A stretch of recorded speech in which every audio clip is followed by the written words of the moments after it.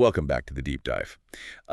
Today we are going to look at a story that acts a bit like, well, like cultural wallpaper. Oh, that is a great way to put it. Cultural wallpaper. Right. You know what I mean? It's everywhere. You see it in shopping malls, on greeting cards, those plastic light-up figures on front lawns in December. You think you know the story cold. Yeah, it is arguably the most famous story in the Western canon. I mean, it's the literal foundation of the holidays. Right. The nativity. But here is the problem with really famous stories. We stop actually reading them. We do. We just play the highlight reel. Exactly. We replay this highlight reel in our heads. We see the soft focus, the little halo, the quiet farm animals, the silent night. It's comforting. It's very safe. Safe, yes. It's the version that fits nicely on a mantelpiece. And that is exactly the illusion we are going to dismantle today. Because if you actually read the text specifically, the account in the Gospel of Matthew safe is probably the last word you would ever use. So we are digging into a sermon today by Phillip Gibson. It's titled, God with Us When Life Doesn't Go According to Plan.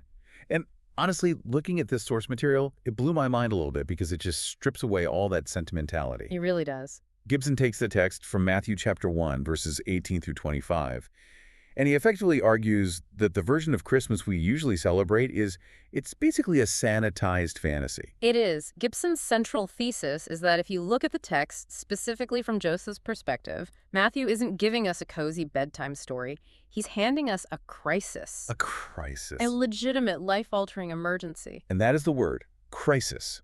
And that's our mission for this deep dive. We aren't just retelling the birth narrative for you today. We're going to analyze the deeply human problem at the very center of this scripture. Right, because that's where the real story is. Exactly. We want to see how disruption, and I mean serious, reputation-destroying disruption, is actually the mechanism God uses to enter the world. And to do that, to really understand that mechanism, we're going to need to get into the weeds of first-century Jewish marriage laws. Which are intense, by the way. Oh, very intense. And we're also going to use some very specific concepts from Wesleyan theology to make sense of what's actually happening in Joseph's head. So let's set the scene.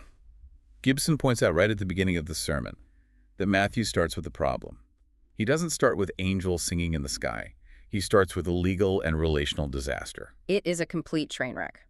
Matthew 1:18 says, when his mother Mary had been engaged to Joseph, but before they lived together, she was found to be pregnant. Found to be pregnant. That is it's such a passive phrase for such a volatile situation. Yeah, it sounds so mild in English. It sounds like she was found to have a cold or something. But this was catastrophic. It's incredibly loaded. You really have to understand the stakes here. In our modern context, an engagement is a promise. It's serious, obviously, but if it breaks, it's sad. Maybe there's a deposit lost on a catering hall. You return the ring, and you move on with your life. You untag each other on social media. Exactly. But in first-century Judea, betrothal, what they called kiddushin, was legally binding. So they were effectively already married. In every legal sense, yes. Except for the cohabitation. They hadn't had the final ceremony to move in together yet. But to break a betrothal required an actual legal divorce decree. You couldn't just walk away. So this wasn't just a bad breakup. This was a legal nightmare for him. Precisely. For Mary to be pregnant by someone else, which, let's be honest, is the only logical conclusion a guy like Joseph could draw at this moment, that was adultery. Right. It wasn't just a social faux pas, it was a capital offense. Gibson emphasizes that the law was entirely on Joseph's side here. He held all the cards. And let's be real about the darker possibility here, because the law of Moses technically allowed for some pretty severe punishments for this kind of thing. Stoning. Yeah. That was the maximum sentence for adultery. Now, historically, by the first century, that wasn't happening as frequently, but the threat of total social annihilation was absolutely real. Mary's life, as she knew it, was over. She would be a total outcast. A complete outcast. And Joseph, his reputation was about to take a massive hit too, just by being associated with her. I think that's what Gibson means when he says the story begins with confusion, not clarity. We want the candlelight service. Yeah. We want the peace. But the text actually gives us a man whose whole world just collapsed. It did, and Gibson makes a really provocative point here for us. He says this crisis, this intense confusion, is actually good news. Which feels incredibly counterintuitive. How on earth is a life-ruining crisis good news? Like, hey, good news, your fiancé is pregnant and it's definitely not yours. That does not sound like good news. No, not in the moment. But think about the application for a second. If the story of God entering the world started in a perfect, sanitized, totally safe environment, say, a palace with a happy family, everything going exactly according to plan, it wouldn't be much use to the rest of us. Because our lives aren't palaces. Exactly. Gibson connects this directly to you, the listener. He talks about the moment the doctor walks in with the bad test results or the day the layoff notice comes at work. Or the relationship that just fractures out of nowhere. Right. If the story of God entering the world starts in a messy, scary place, then it means God can enter our messy, scary places. It validates the messy parts of our lives as places where the divine can actually happen. It removes that requirement that you have to have your life totally together before God shows up. Exactly. You don't have to clean the house before the guest arrives. The guest is arriving specifically because the house is a wreck. I love that. So let's talk about Joseph for a minute. Because in the middle of this massive mess, Matthew calls him a righteous man. Now, when I hear the word righteous, especially in a biblical context, I usually think of someone who follows the rules. A rule follower, yeah. Dots the I's, crosses the T's. The guy who reminds the teacher she forgot to collect the homework. And that is the standard definition. And certainly, it's the one the religious leaders of that day would have used. By that definition, righteousness would demand that Joseph distance himself from the sin completely. So he should have cast her out. He should have. He should have made an example of her to preserve his own holiness and reputation. That would have been the legally righteous thing to do. But that's not what he does. No, it's not. And this is where the text pivots. Gibson argues that in Matthew's gospel, righteousness is being completely redefined. How so? It isn't just rule-keeping anymore. It is mercy. It is faithfulness to the other person. The text says Joseph plans to dismiss her quietly. He's trying to do damage control for her, even though he's the one who's hurt. Exactly. He is actively trying to limit the harm done to her. He doesn't want her killed. He doesn't even want her publicly shamed more than is absolutely necessary. That shows incredible character. It does. And here is where it gets really interesting. Specifically regarding that Wesleyan theology you mentioned earlier, Gibson brings up this concept of prevenient grace. Okay, let's break that down for everyone. Prevenient grace. It sounds a bit like a legal term, but it's theological. What's it actually mean in plain English? So it comes from the Latin prevenire, which literally means to come before. It is the grace that goes before. The grace that beats you to the punch. Basically, yeah. It is the idea that God is working on you, courting you, softening your heart before you even know it's happening. Before you ever make a conscious decision for faith, God is already there working.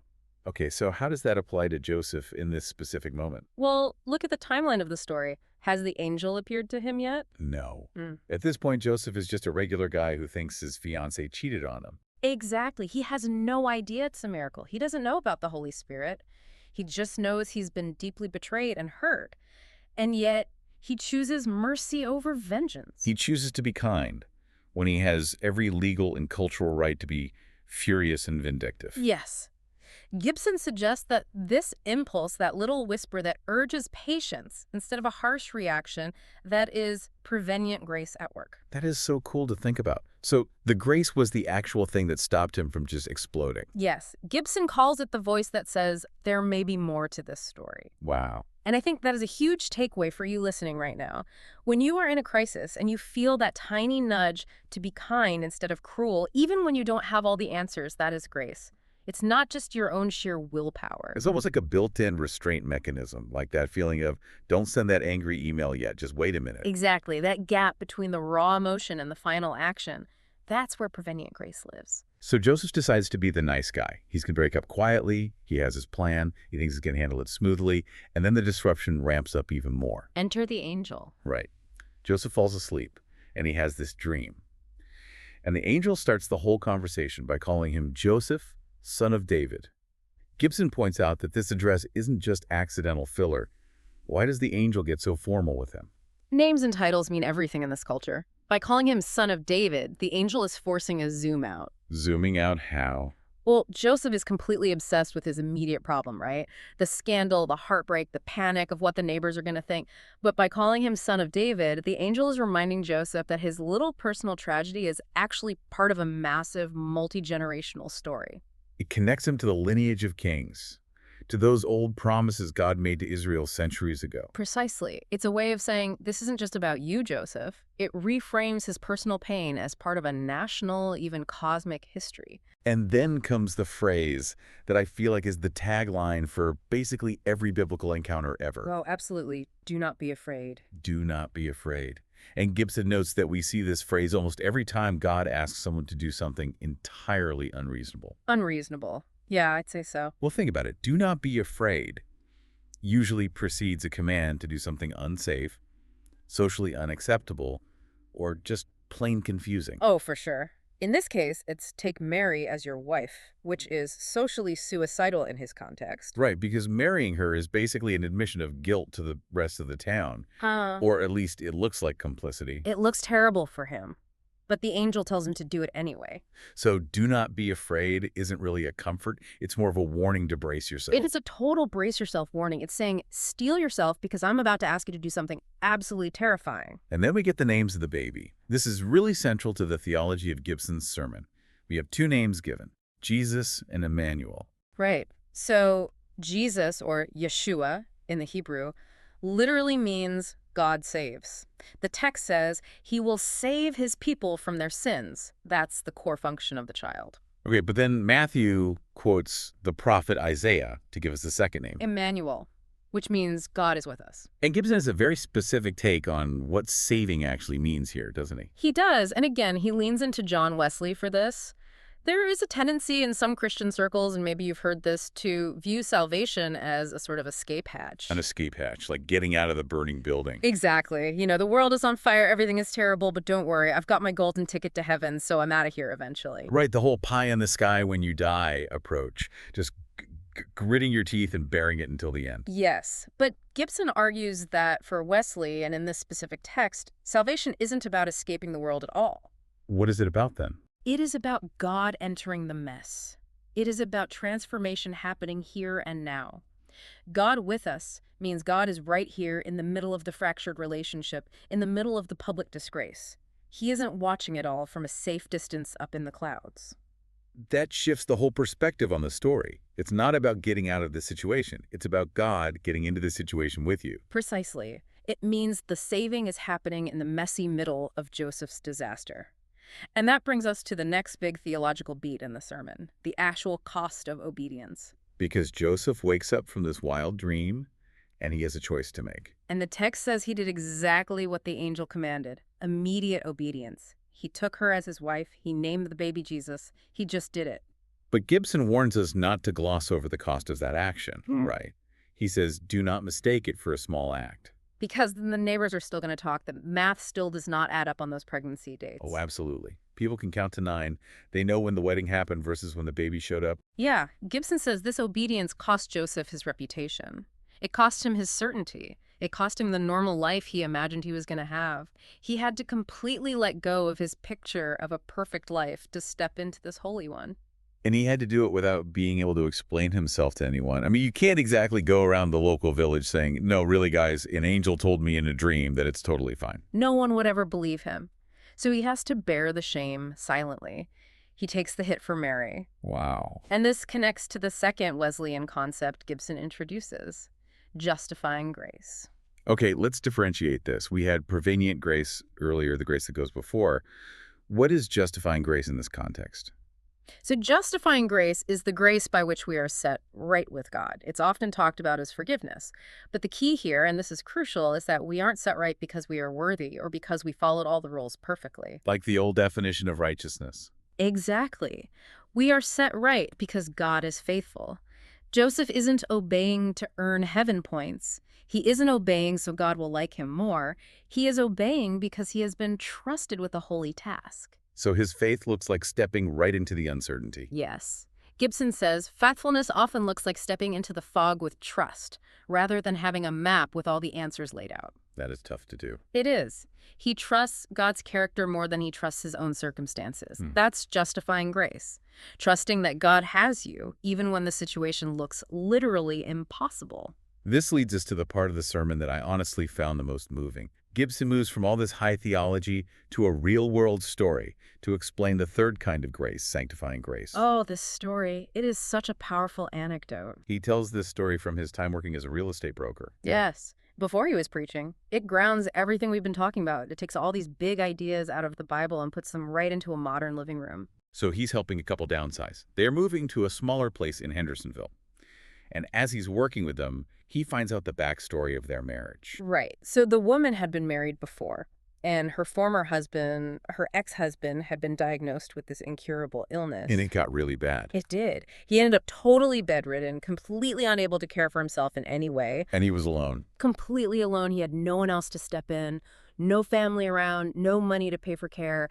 He was destitute, and he was dying. And here is the twist in the story that just made my jaw drop. Okay.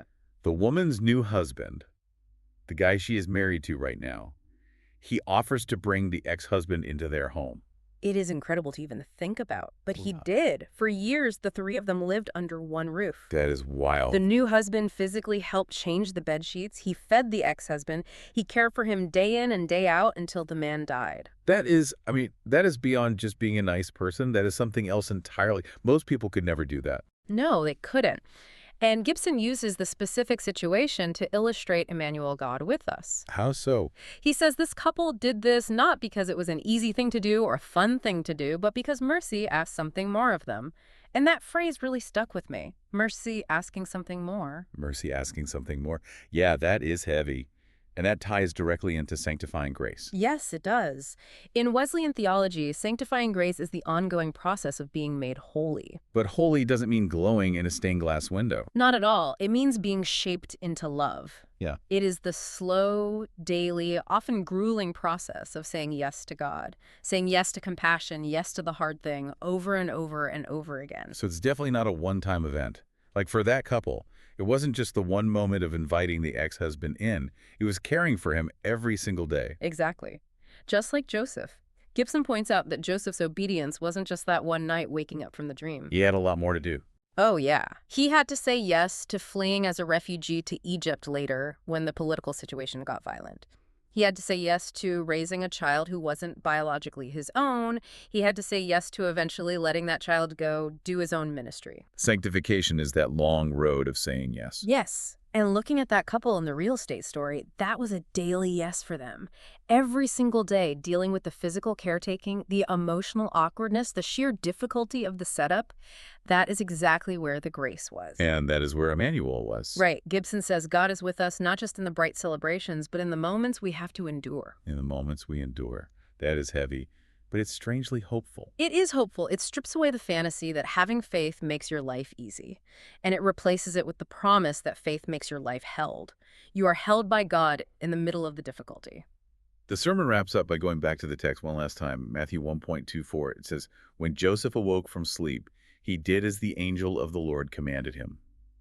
Gibson points out there's zero sentimentality in that sentence. None at all. There's no description of his feeling. Right, there's no, and Joseph felt a sudden peace and a warming of his heart. It's just action. He woke up and he did it. Which heavily implies that maybe he didn't feel great about it. He was probably terrified. Almost certainly he was scared out of his mind. But the core message Gibson drives home is that God does not promise a life without disruption.